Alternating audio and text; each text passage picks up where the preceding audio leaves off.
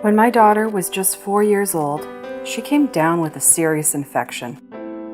She was moved from our small town to Sick Kids Hospital in Toronto.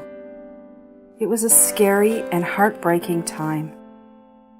My union's benefits meant I could focus on what was important, helping my little girl.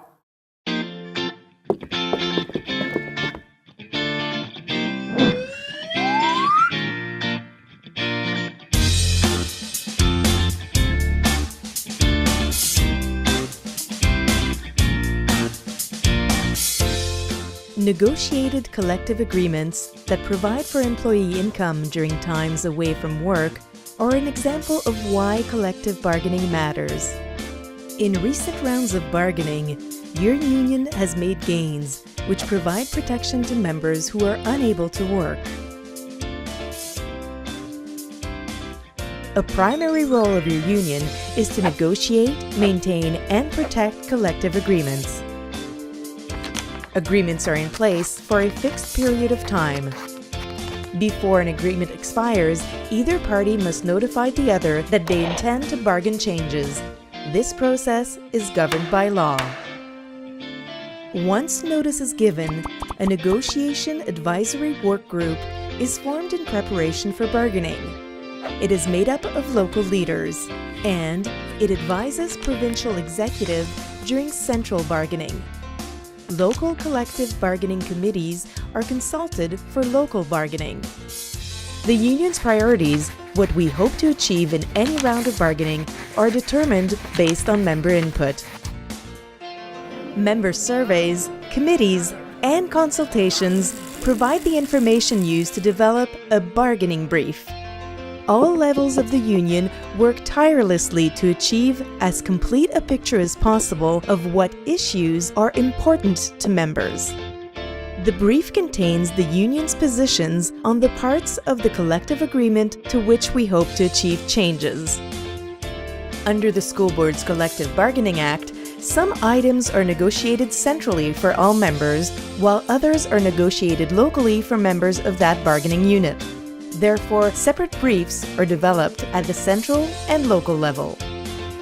At the local level, the brief is typically developed by the chief negotiator with assistance from the other members of the table team. Centrally, our union process requires that the central brief is approved at a meeting of all local presidents and chief negotiators.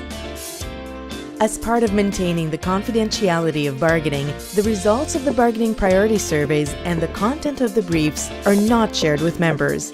This is so that the strategic bargaining positions remain protected so that we can get the best possible tentative agreement for members. We do not want to lose bargaining leverage at the negotiating table as a result of a breach of sensitive information, which could create a divide and conquer dynamic where only the employer would benefit. Think of it as a poker game. Poker players would not show their hand during the game, nor should they show their hand after the game, as that might hurt their strategy on the next hand.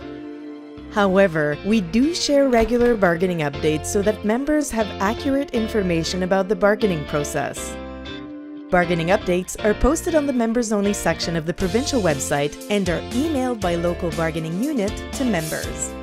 Each local bargaining unit has its own process for approval of their local brief, which generally involves the local collective bargaining committee and the bargaining unit executive. Changes in how schools operate mean that the working conditions of education workers are constantly changing, centrally and locally. It's complicated. Collective bargaining is an opportunity to address issues that have arisen. My daughter's illness taught me that the Federation is much more than I realized. Dealing with a sick child took a toll on me. Physically, emotionally, I just couldn't focus on work.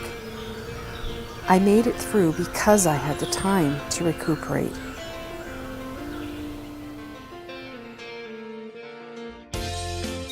Bargaining matters. Our collective voices matter. Together, we will stand our ground and push for change.